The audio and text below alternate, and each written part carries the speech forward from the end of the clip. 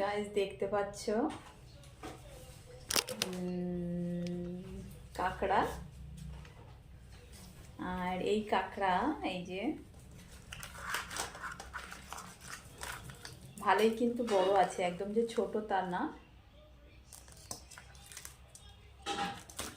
তো আমাদের এখানে যে কাঁকড়াটা পাওয়া যায় ওই কাঁকড়া থেকে আমি আমি আবার এই কাঁকড়াটা বেশি পছন্দ করি।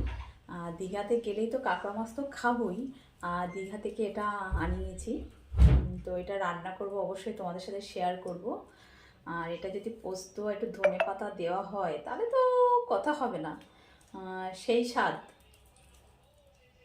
তো আমার ফেভারিট। তোমরা কে কে ভালোবাসো অবশ্যই জানিও এই কাঁকড়া খেতে। আমাদের এটা যেহেতু সমুদ্রে ছাড়া পাওয়া যায় না, আর আমাদের এই দিকটা পাওয়া যায় না।